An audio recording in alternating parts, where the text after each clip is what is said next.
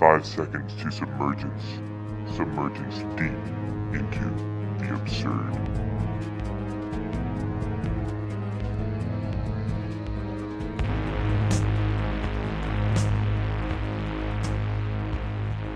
This is part 2 of Capitalist Realism by Mark Fisher with Ben Morris.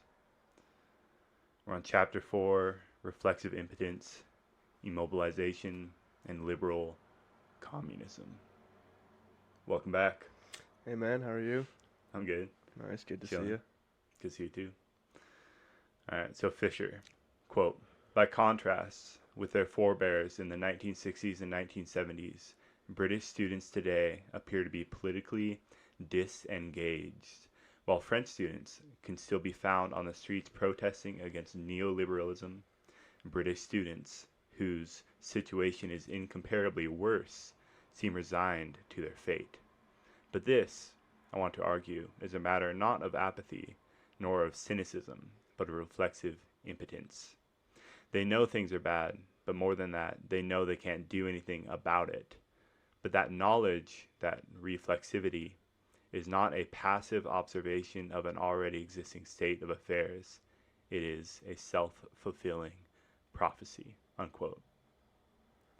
And I think that kind of relates to what we were talking about earlier with Roe v. Wade and people being disengaged, especially with the left politics as opposed to the right politics.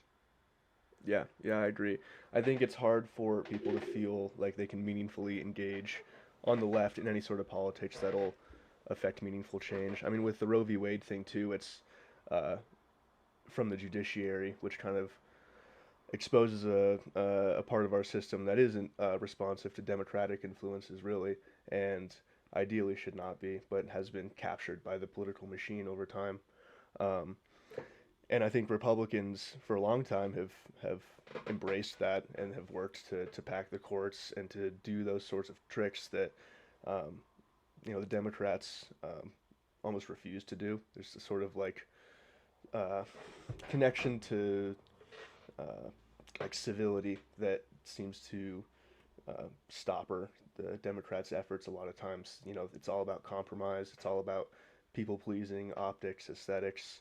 Um, but ultimately, and then we end up in the situation we are today, where there's nothing that anyone can meaningfully do except for, maybe vote harder for the Democrats. They're the progress is the carrot and the Democrats are the stick that we're kind of forced to crawl back to every time stuff like this happens. But and then that just kind of adds to that air of this, pervasive feeling of not being able to do anything. And I think that is what Fisher's talking about here with this sort of reflexive impotence, where it's just this knee-jerk reaction, like, oh, well, there's nothing I can really do, so I'll just kind of maybe engage with it from a distance, or Or not keep fueling the or fire. not engage at all, or just feel enraged, feel angered, and then pursue the few outlets you can within the electoral system, but still ultimately feeling unsatisfied because the results are unsatisfying.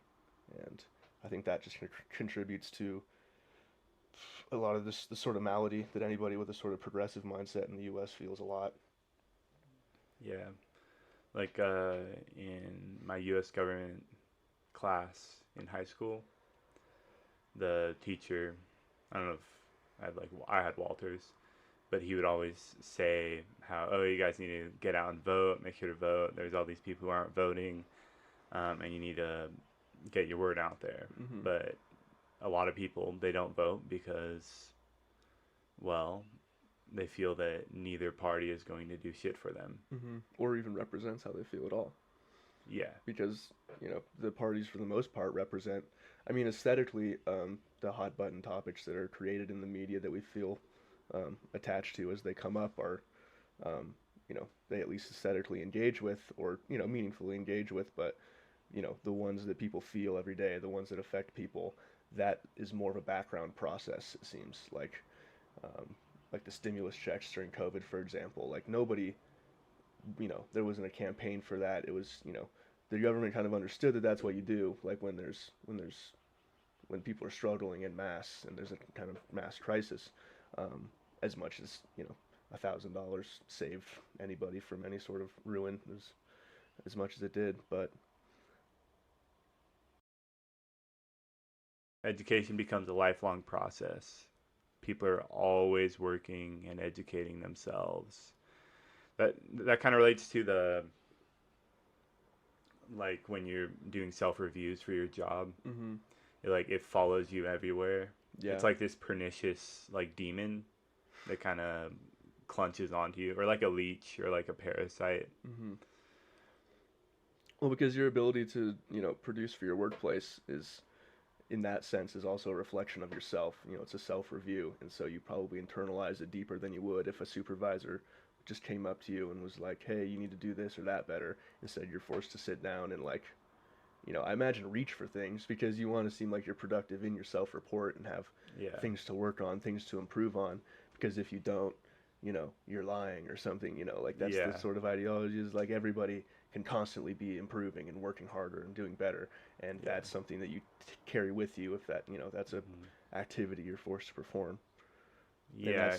And Fisher talks about that. I forget what chapter, but the sort of like flattening of hierarchies in the workplace has this inverse effect where you think it would be better if you didn't have a supervisor who explicitly told you what to do, what not to do, but instead this kind of ecosystem of self-reports and assessments and reviews and quote unquote friendly competition with your coworkers and being a better person as a surrogate for being a better worker. All those things kind of meld with yourself, your person, which previously was separate from the work. The work was a certain, or the workplace was a certain space, the home was a certain space, the school was a certain place, and they all had different sets of rules and codes. And at home you weren't a father, at work you weren't a, or at home you're not a worker, at work Yeah. you're not a father, kind of thing. But with as Deleuze identified in the movement from Foucault's societies of discipline to ones of control,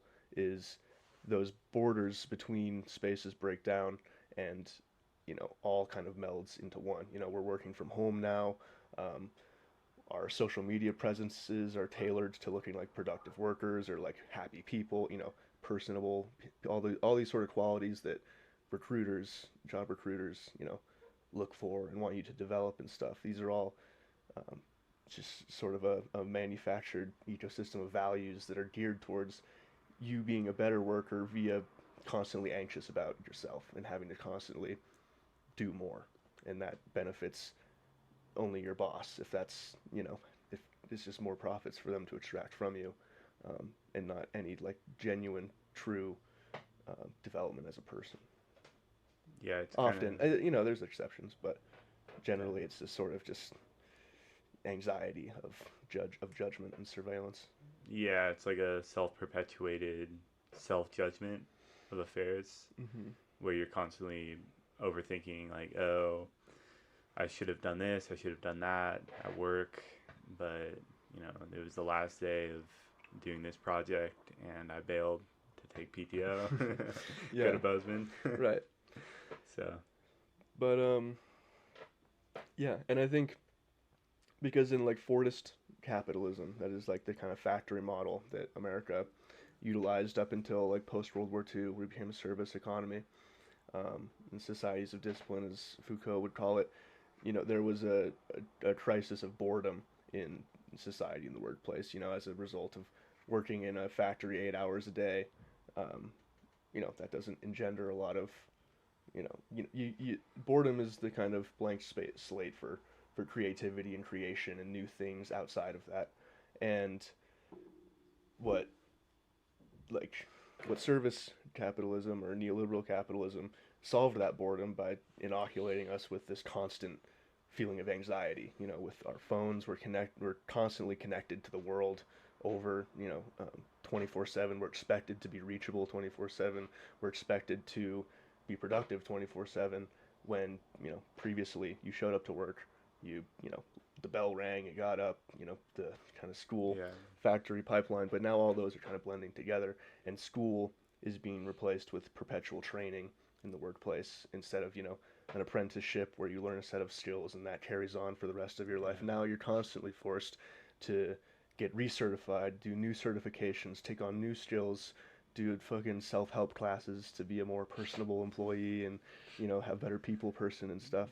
And then all of that just blends together into every aspect of your life, and it carries and follows with you, and that, you know, and it gives us this constant state of anxiety that we're in. Yeah, there's supposedly a book club at my work Oh yeah, that I haven't haven't shown heard up of that to. one before. Yeah, it's like they probably read all sorts of stuff about um, improving your work or whatever. Yeah. I'm not sure what they read, but it's like kind of like Sunday school for capitalism, in my opinion. Yeah, that's funny. Is it like a like corporate kind of like structured job? Like what is your job like, or is it Yeah. kind of a local? No, it's corporate structure. Yeah. There's like people above me, people above them, people Hmm. above them. At what level did somebody think it'd be fun to have a book club? Is that your manager or their manager or the boss? No, that's like Or your the boss's boss or your boss's boss? You that's get the to the top and executive. where is it? It's It's the the executives. amorphous Yeah, of yeah, it's their capital. idea. Wow, good for them. Yeah. um, all right, so Fisher says that we live in a post-disciplinary world. Students slouch at their desks. They eat full meals during lectures. They listen to music, listen to podcasts. They kind of stick around. They can't afford to exclude anyone because of the economics at the universities, so they let people do all that kind of stuff. They can't afford it. Tuition. Yeah. Then he says, quote, "The lack of an effective disciplinary system has not, to say the least, been compensated for by an increase in student self-motivation. Students are aware that if they don't attend for weeks on end or if they don't produce any work, they will not face any meaningful sanction."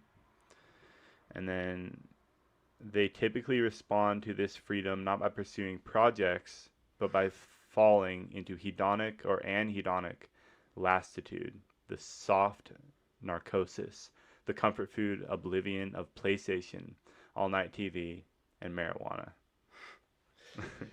Yeah, I think that's where Fisher's kind of grouchy professor comes out a little bit. But I mean, he is true to a degree. You know, you don't get rapped on the knuckles with a ruler anymore. But that's not. I don't think the negative of that is coming from the lack of discipline, but rather, like he said, this lack of self motivation that, you know, should ideally compensate there not being a sort of disciplinary structure.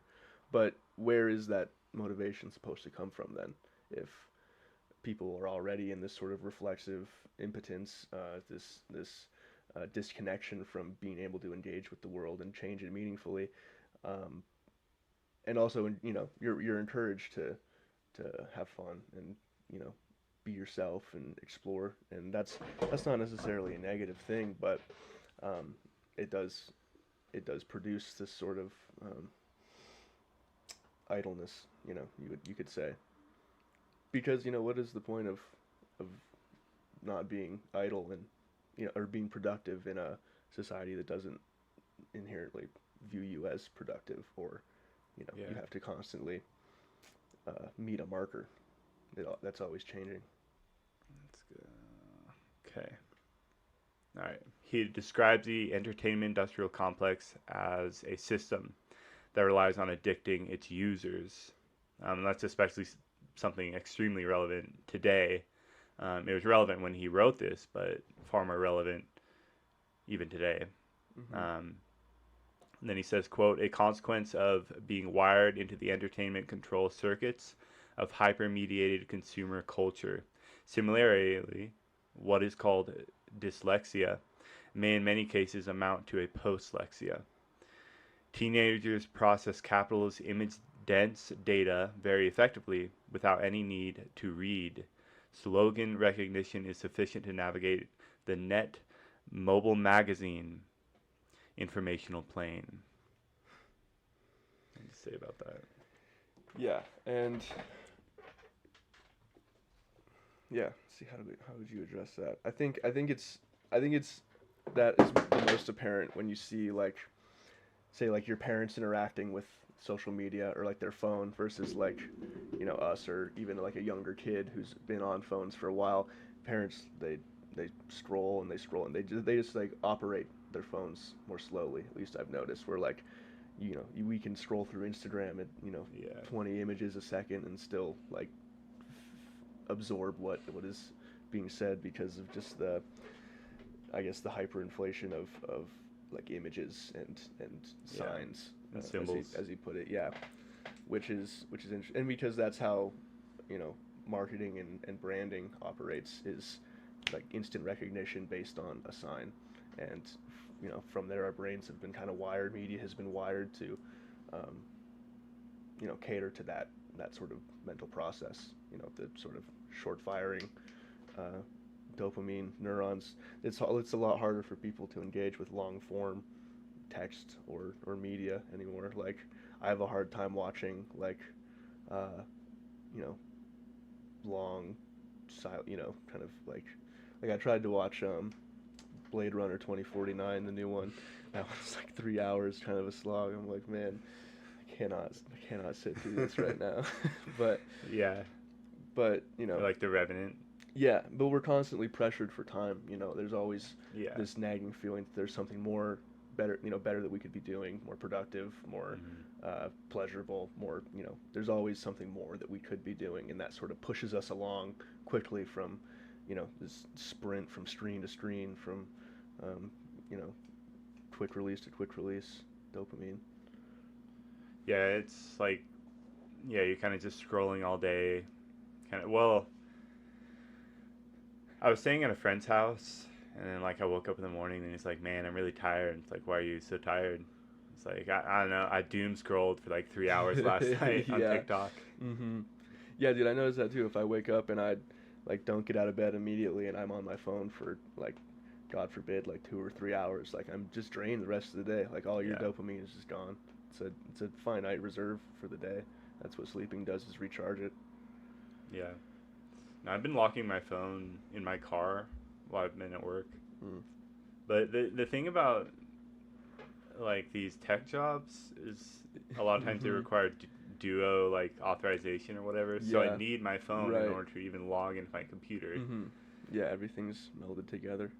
Yeah, it's like, and it's so messed up that like you can't, like, I want to be like, oh, like I don't need this smartphone, I want to get rid of it. I'm like, well, then how would I log into work? Yeah. I have two friends that have had been fed up and switched to a flip phone for like maybe 2 months. I think was the longest that one of them made it. I mean, it's doable, but there's just so many essential things that you need to like connect. Keep up. Yeah, and that's the thing too with, I think, a sort of alienation that people don't fully understand with like homeless people, or like people who are impoverished to the point they don't have constant internet access. Is there is a feeling of alienation from society, because that's where society happens, is on the internet, and to be cut off from that is to be cut off from the culture, the society that you live in, and that's just a sort of aspect of alienation I don't think people really think about. Well, we're also alienated from our own sense of intuition, especially with navigation technology, where like like I went on a walk this morning, and I was walking around. I was like, man, should I just try to find Ben's place without my phone again? I'm like, I'll just take a look just in case, right? And sure enough, I looked at my phone. It's like, okay, it's right there. But I could have found your place if I wanted to. But we kind of, since we have this technology, we rely on it. Yeah, when I first 'Cause it's moved to easier. Bozeman, I like relied on my phone to get to places for longer than I should. It took me a lot longer to like kind of make a mental map of the town, and like, because I can, like I study maps too. I've looked at Bozeman on a map enough times at this point that I can just kind of figure it out. But I definitely relied on maps for too long. Just when I got here, just out of convenience. Yeah. And also, like, you don't want to be late if you make a wrong turn. Like, why would you make a wrong turn if you just, put it in your phone and you just won't make a wrong turn? It's, these little rationalizations we constantly do that keep us on our phones. Yeah, the anxiety demon follows you around. Yeah. Okay. Okay, so liberal communism is the dominant ideology of capitalism now, and they embrace change. Management of today's controlled society is flexible and spontaneous. Mm-hmm. I think he's being kind of facetious there with the liberal communism term. I think with what he's referring to is the sort of bureaucratic structure Yeah. of liberalism that we see today, and in the way that you know, postmodern neoliberal capitalism has sort of molded itself into this plastic entity that can constantly adapt and change on a whim to any sort of pressures or contradictions. Um, yeah, because it must be flexible, because we're at a point in capitalism where there's constant crisis, there's constant Yeah. contradictions that need to be resolved, and if it can't do that quickly, it will fail, and that's probably its most robust qualities, its ability to subsume even that which would destroy it into its own self. Activist movements are commodified and recuperated within the system, like remember the Nancy Pelosi. the Kardashian Pepsi ad comes to mind during the BLM riots, and Yeah. the kumbaya sort of mediatization that shifted into, and that happens with the way we think about Martin Luther King today. Back then, he was a dangerous militant, but now his nonviolence and his civil disobedience, those sort of liberal values, are pulled out of his ideology and put on a pedestal, but the whole ecosystem of that movement, the periphery, like the Black Panthers, the Malcolm X's, etc., those get shunned from history. They're bad optics. It's not the right way to do things. It's not civil, and those sort of values of civility become elevated, and that's just an effect of it adapting to resistance. Is just co-opting what it can from those things and keep people satisfied. Yeah, they want it to be civil, right? Because if you're civil, you won't make any changes. Right, and civility only matters on an even playing field as well. Yeah. Like it doesn't. You can't really tell your son who's being bullied to be polite to the bully and it'll stop. It's not gonna. That's not how it works. But if two assholes are talking it out, and they talk it out, it's gonna resolve itself. But it does come down to a sort of balance of power, and that's where civility politics kind of fail. It's because it fails to recognize that there is an imbalance of power. There is a massive inequality of wealth and power that isn't addressed by that sort of politics. Yeah, and Young, he talks about how the word has become sacred. Mm-hmm. People who are really good at talking, Mm-hmm. they have all the power, Mm-hmm. right? It's like when you see all these people who have power, they're really good at presenting themselves, they're really good at talking, they have really good charisma and all these things. And that's what they tell people to do in order to get rich like them. That's what all the millionaire self-help books say is, dress nice, act nice, be nice, and things will turn out well for you. Well, that worked for them because they had, probably a couple million to stand on to begin with. It helps a lot when you can buy an Armani suit instead of a thrift store one. Yeah, no, it's and then the class wars fought but only by the wealthy. Mm-hmm. Because they're kind of up here and they're having all these debates and stuff while we're down here kind of just listening to them, really. Mm-hmm. And we're kind of echoing what they're saying. Mm-hmm. Exactly. The ruling ideology is the ideology of the ruling class, as Marxists would put it. But and you see that too with conferences like Davos and stuff, where they literally do just collaborate and talk about how they want to advance their interests, their cause, and then there's just a green renewable energy spin put on it, or neoliberal austerity kind of measure. They dress it up in ideology for us to consume, but it is at its core them acting in class solidarity to. And you saw that too also during the Me Too movement with celebrities being called out for, sex abuses, and their community was silent. It was like the people who came forward, that was lauded as a brave thing to do, to come forward and break that tradition of solidarity, of silence, of secrecy within that class, and disturbing the The peace. the peace. But yeah, the people in power didn't really do anything about it. And then every effort that the lower classes make towards solidarity, towards mass movements, towards collectives, are fragmented, are cooperated, are infiltrated. It's like turned. It's like it's reflected back at them like a boomerang, in a way, Maybe. Well, and then it hits them right in the face. who? Just like when these movements happen, they try to be political activists and whatnot, and when they're being a political activist, the people in power kind of throw that back at them and control them further and make things worse. Yeah, they control the avenues of media and screen time. The activists who are the most presentable, the most, not even necessarily like cogent, but the ones who can say the right things without anything necessarily needing to be done, or any sort of call to action, call to solidarity. Instead, we're fractured and splintered into these interest groups. Identitarian politics, racial politics. All these divisions that have festered in our society for so long is a product of class war, of the elite who are in solidarity and are working to keep that solidarity, work to prevent that from the lower classes, because they know history, they've learned, and they know what makes them scared, and they stop that when it happens. My friend brought up this example of this person in power who got asked, "Can you define woman?" And then she said, "I can't answer that because I'm not a biologist."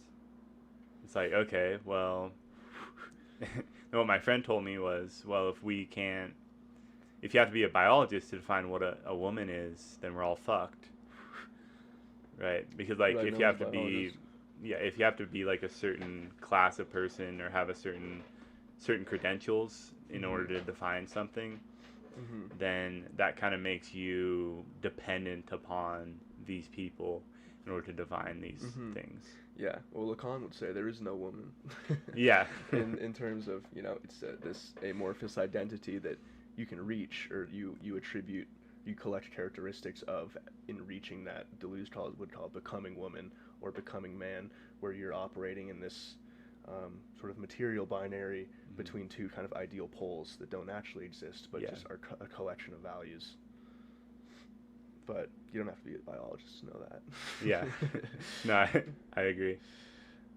Chapter 5, October 6, 1979. Don't let yourself get attached to anything. Okay. Quote, "A guy told me one time," says organized crime boss Neil McCauley in Michael Mann's 1990 film Heat. "Don't let yourself get attached to anything. You're not willing to walk out on in 30 seconds flat if you feel the heat around the corner." Quote, or unquote.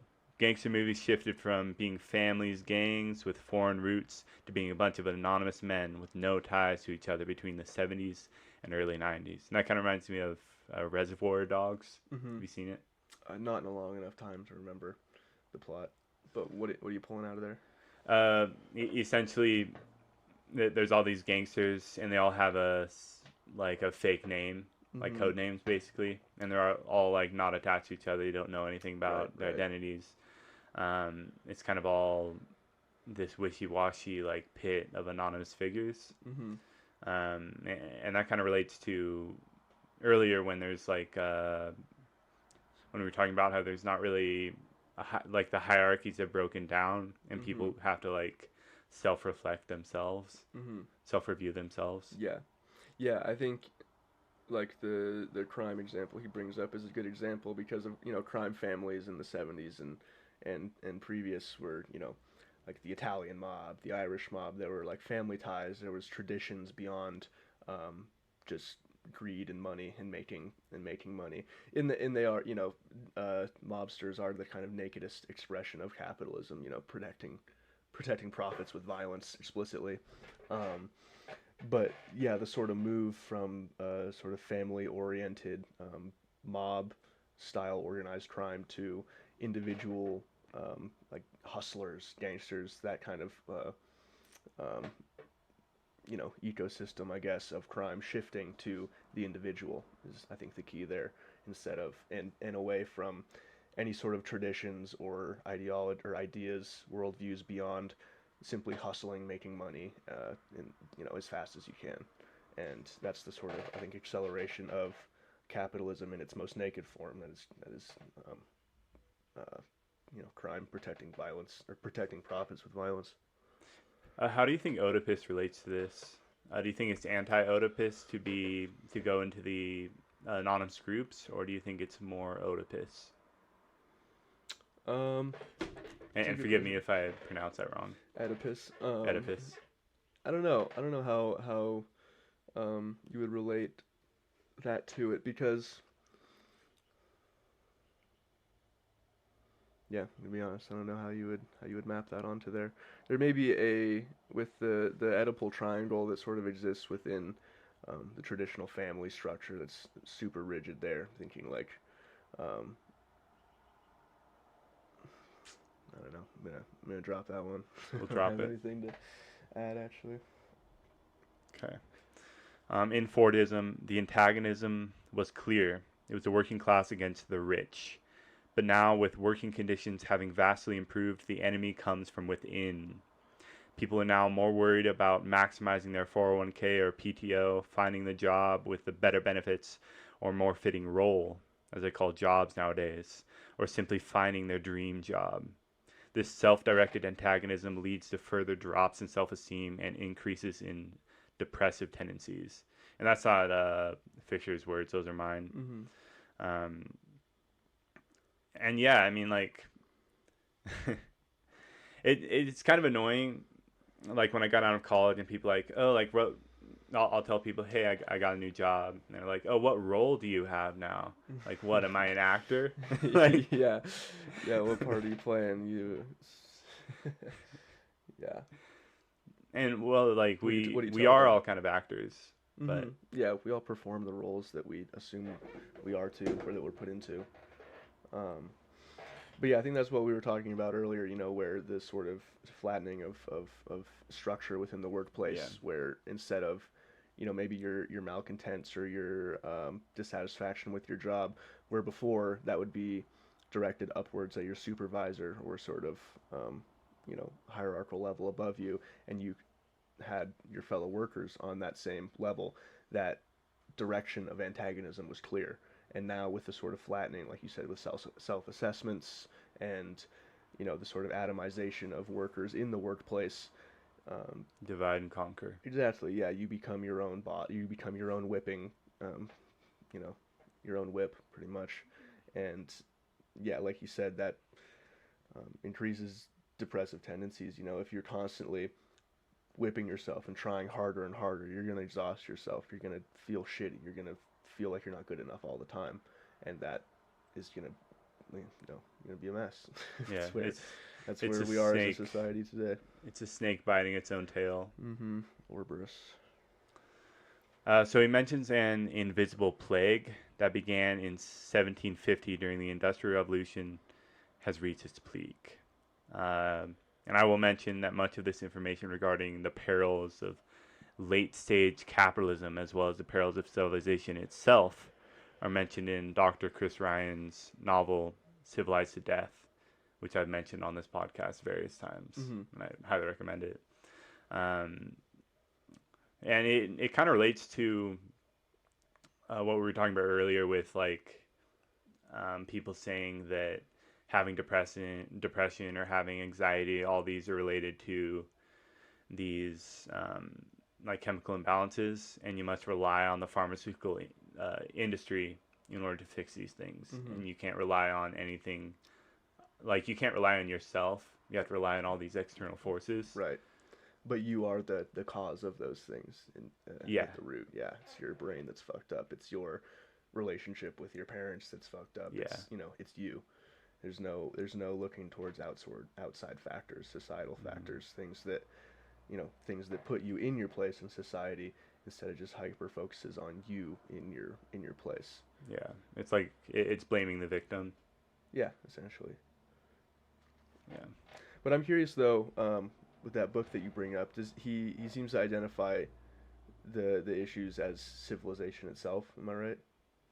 Yeah. What's his sort of line of reasoning there? Well, he's really interested in like early human society, or not society, but like tribal culture, Mm-hmm. and like how people were as hunters and gatherers, how Mm-hmm. everyone was like connected in this harmonious, egalitarian system where they had everything that they needed out in nature. They didn't have to rely on anything outside of them except for themselves or like their own people, their tribe. Mm-hmm. And the tribe kind of moved together and they worked together. But now everything's fragmented and everyone is an individual who plays a role, Mm-hmm. right? And they need to do their role well, or they'll fail, right? And with civilization, his main point is that it like civilization creates problems and then Mm-hmm. offers a solution for those problems. Mm. So it's like this self-perpetuating repressive cycle that people are kind of forced to move along with. Mm-hmm. It's kind of like what we are talking about with the phones, and like you can't navigate anywhere without using your phone. Yeah, progress or technology isn't democratic. It just creates itself. There's no say, or I guess I should say there's no say in where we want to take technology. It just happens, and then we adapt to it almost. Yeah, and then it's kind of I mentioned Ted Kaczynski in the notes, Mm-hmm. and in what is it, Industrial Society and Its Future, Mm-hmm. he mentions that whenever a new technology is introduced, it's not like you don't need it at first. Like when cars first started coming around, there was like a few cars and like, but most people were walking. They didn't need cars. Mm-hmm. But once there was more cars, everything had to adapt to that technology. We had to get street lights. We had to get stoplights. We had to get stop signs. All these rules and regulations regarding those, and that affects the people who are walking, right? Because they have to be able to cross the street safely. They have to Mm-hmm. press Yeah. the stop walk sign. The city all that stuff. sprawls more, so that and it's being built. Gets larger and less walkable. Yeah, Mm-hmm. yeah, That's becomes where larger, we're in less this kind walkable. of car-focused path dependency. Yeah, and like when people are like forced to rely on all these technologies, they have to like keep in order to have those technologies, you kind of need to go along with the whole structure of the civilization. You have to get a job in order to buy a phone. Mm-hmm. You have to get a job in order to buy a car, in order to get to work on time. And that's also another thing, like getting to work on time, right? Mm-hmm. You'll probably need a car. You'll probably need to get on a bus. Mm-hmm. Or if you don't have a car, if you don't have a bus, then you're going to have to walk there, and that's going to take some time, and you might be late. Mm-hmm. Yeah, my thing though, or like my objection, I think with the anti-civ kind of line of reasoning is that I think it falsely identifies a lot of the problems that we have today under our current economic system. Like everything you talked about is an economic problem. Yeah. Technology is produced from an economic base relationships. The societal flows that come after it are part of that, stem from that economic thing. And I think that's I would identify that more as the root than just organizations of people in a civilization in general. Because I don't think life was so rosy for hunter gatherers. They definitely knew scarcity, and they definitely knew Yeah. disease and things that problems that civilization came along and solved. But yes, it did create more problems that we had to constantly adapt. But that is the interesting thing about humans, I think, is just as a species, we're separate from animals in that we have a history, we have a progression of changing our environment. If you're a beaver, life has been pretty similar for you for the past 10,000, 20,000 years or whatever. But with humans, it's just this rich history of change and progression. And I think to ignore that, or to reject that sort of change is shooting yourself in the foot, because you can talk all you want about returning to monkey, to to hunter-gatherer civilization, but then we're at the beginning again. There's scarcity, there's disease, there's all these problems that you need organization of people to fix, that eventually leads itself to civilization and the sort of societal consciousness that arises from that. And so I think what's key is to think about where we are now, what exists now, and how we move on from that, instead of maybe lamenting some sort of past, some sort of ideal past. But we can take ideas from the past exactly. and integrate them into our future. And that's the key. But we have to constantly be looking forward, I think. And that's the thing with, just the importance of just pure creation of concepts, of just playing with ideas, of playing with concepts, and just experimenting with new ways of being, new ways of governing, new ways of organizing society, because nothing can progress without that, or at least if it does progress, it'll progress in the direction of the status quo, which isn't really solving any of the issues that it's creating for itself.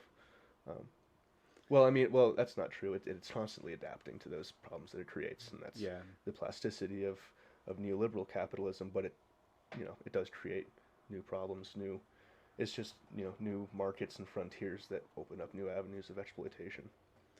Yeah, and like we can't always be looking at the past with like rose-tinted glasses, because then we'll never be able to look towards the future. If that makes sense. Yeah. Kind of like distracted. Yeah, that is an interesting thing, is where we have a sort of utopian view of the past a lot of times. A lot of people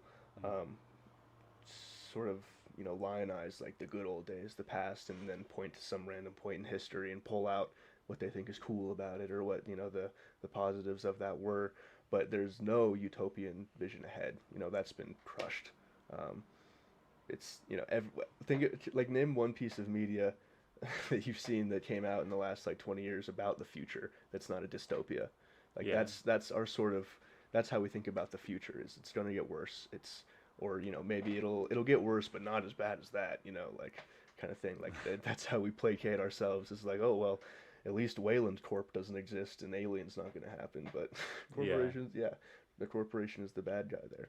And that's the thing too with that I think Fisher talks about in the next chapter, maybe, is there is, within capitalism, is anti-capitalism, like Wall-E and Alien, like tons of movies since the 80s come out where the corporation is explicitly the bad guy, or the profit motive is the root of the antagonist. But those arcs are resolved in 90 minutes. The lights come on in the theater, and there isn't any sort of connection to the world you live in. It's a fantasy world, and you can kind of resolve the issues of that in the movie theater, and when you walk out, it's done, and you don't have to think about it. Or you can say, at least my boss isn't as bad as Lundberg from Office Space, or fucking what's the name of the corporation in Wall-E that has all the people in the ships that are it's like big and large. Big and large. Yeah, and so it's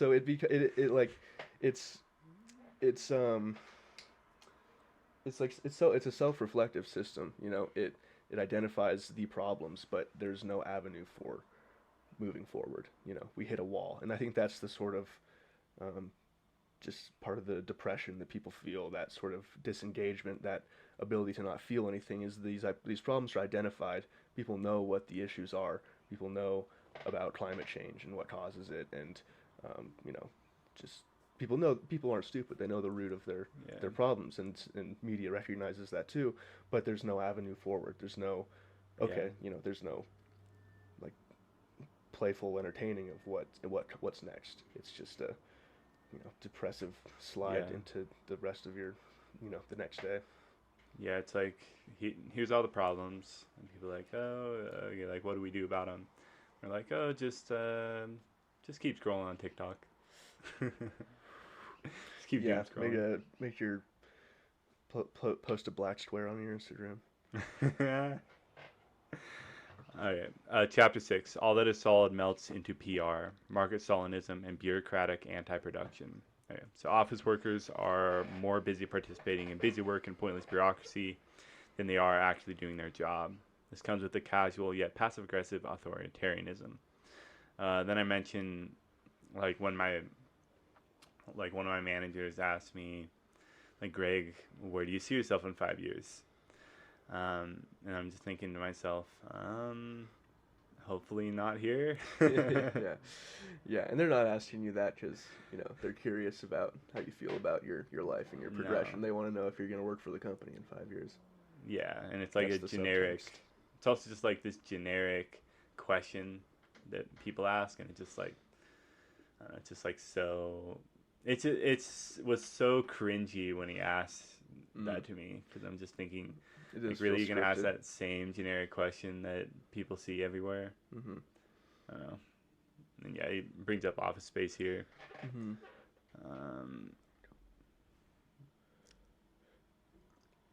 And I think that point too that he makes about office workers more and more participating in busy work and this sort of pointless, just labyrinth of bureaucracy. And I forget what if it's a book, but just the concept of bullshit jobs being a thing where so many people are employed in positions that don't do anything for society. Yeah. What is, I don't know. Think about how much computing power and like labor and just human ingenuity and thought and power goes into marketing. Just this massive, like, trillions of dollars in this massive industry of just marketing shit to people that they don't need by people who are doing shit jobs that they don't want, that they don't need. Work in call centers. Call centers are interesting because it's like over effective to the point like nobody buys anything from a call center, but still they exist. Still people are employed by call centers and scamming some poor sap that finally does fall for it. But for the most part, the exchange is between a worker who doesn't want to be there and then somebody who's being bothered on their phone, who's being cold called by a call center. And the antagonism is between the person who doesn't want to be bothered yelling at this poor worker who has to because it's their job. There's no avenue for that anger to be directed into this amorphous bureaucracy, this massive kind of entity that exists that just creates this need, this constant pushing forward of marketing, not even selling, just marketing, just putting things out there for people to see. And I don't know, maybe I'm rosy-eyed thinking about how better society could be if all that computing power, all that manpower, all that labor was, meaningfully directed towards progressing society in a positive way. Yeah. But that would require some sort of centralized organization or complete shift in values. Yeah, and the thing about call centers is that, like, you have a complaint about a company, so you're like, okay, I guess I better call the customer service, right? Mm-hmm. You call the customer service, and then basically they tell you that they can't do anything. Mm-hmm. And they basically, like, listen to you complain about it, and then after they've listened to you long enough and you've talked for long enough, you're like, okay, I give up. Mm-hmm. And then Or you can cynically just push, be an asshole until they capitulate and give you something, give you a freebie or whatnot. And that's a game that people know and that people play and engage in. Like, oh, if I complain enough, like, it'll get done, but it won't get done if I just ask for it to be done. You have to be a wrench in their little system for anything to be done. Yeah, and it's kind of like, I don't know. It's like anti-production, I guess. Mm-hmm. What is being done for the world there? All right, so the bureaucracy is the most intense in public government services. Part of this, Fisher claims, is because of the, quote, the inherent resistance of certain processes and services to marketization. As for education, quote, are the students the consumers of the service or its product? Mm-hmm. And that also relates to just like our phones, everything on our phones, like we're the product basically. Mm-hmm. Advertising. Yeah, we're the product for the advertising, the data that is stolen from us by Google. It's not stolen, we agree to it, Mm-hmm. but we agree to it in like this very like maniacal sort of like process where like we're forced to agree to it almost. Yeah, it's just there's no choice. You just Yeah. have to accept to use the service. Yeah. Like you can't really do anything about it because like we're not going to read all the terms and services. We're not going to get a lawyer and be like, "Hey, Mm-hmm. I want to negotiate this part of the contract." Yeah, you can't piecemeal those things. I think where he says that the bureaucracy being the most intense in government services is important, because I think that's where a lot of people, even just like the layman, I think about my dad, who like in any sort of mention of like a government takeover of like what was a private service, or the government inserting itself, that's that language. Um, it's the expectation is for it to become immediately mired in bureaucracy, and nothing can be done, and things are slow, and people I think attribute the failings of that sort of nebulous bureaucratic system to government itself, to the state as an apparatus of organization. And I think that's a false equivalence a lot of times, because there are governments that run their public services efficiently and well. It's hard to do, and because it's not incentivized within a market structure of constant efficiency making, of downsizing and cutting. But also that's what neoliberal politics do with austerity measures and privatizing of public services, is the making it more efficient of trimming down services. And then what you can do too is, as you trim those services down, they perform worse and worse, and then you can then point to those services and say, look at how badly this government program is doing. We need to privatize it fully, and then the ship has sailed and it's become a private institution. That's what happened with the NHS in Britain. The National Health Service was like almost a crown jewel of the sort of 20th century welfare state in Europe, and it was just eviscerated by Thatcher and the neoliberals, who just gutted it and privatized everything and gave it all to their buddies. Yeah, it's all kind of just like, let's take this public space for everyone, and let's buy it and only let some people in. Mm-hmm. And that's what happened to the internet too, because in its infancy, that was the idea of the internet, was this is a free space, a public forum of opportunity for connection and communities and creativity and whatnot. And now it's just been completely commoditized. It's like Times Square almost. Like the Agora has become Times Square, where it's just plastered with advertisements and services and things being sold to you, and any sort of organic form of community building, of community making, of organization on the internet is subject to the the laws that have created themselves via that. And it's like with things like the metaverse, or like augmented reality. Eventually, people are going to be like wearing these augmented reality like contact lenses, or being in virtual reality, and they're going to just be ads are going to be popping up everywhere. Yeah, God forbid. I just saw, I think it's Samsung, maybe Apple, one of them, the new phone. They're thinking about putting ads on the home screen, but you can pay extra, so you don't have those. And like, there's super cheap phones. I forget what the line is called, but essentially just like super cheap smartphones. That is subsidized by the fact that the home screen has ads. The entire phone system, the OS, is embedded with ads as a trade-off for it being a cheaper phone. We'll have you pay less so that you can buy more shit. Exactly. Yeah, that's a good way to put it. So. They'll get their money out of you somehow. But even then, it's like, at a certain point, advertisements, like, well, I guess I'm sure the psychologists that work in advertising would tell me differently, but I see ads and I don't. Like, I've just a visceral reaction against whatever product it's selling at this point, and maybe that's just me kind of conditioning myself to it. But sometimes they catch me. But yeah, they do. I think that's the just cast a wide net and Yeah. get something for Blitzkrieg. them. Yeah, constantly assaulted. We'll just do a little bit of chapter 7, then we'll Word. stop. Chapter 7, if you can watch the overlap between one reality with another, unquote, capitalist realism as dream work and memory disorder. Right. So being realistic may once have been coming to terms with a reality, experience as solid and immovable. Capitalist realism, however, entails subordinating oneself to a reality that is infinitely plastic, capable of reconfiguring itself at any moment. That's what we were talking about earlier with capitalism being flexible. And when something is flexible, it can't be broken.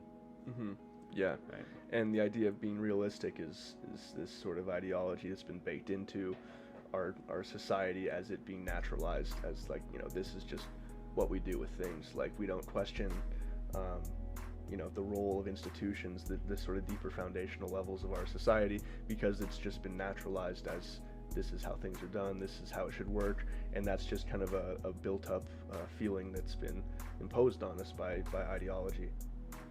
Yeah. And then that comes off with the, you know, simple term, you know, be realistic.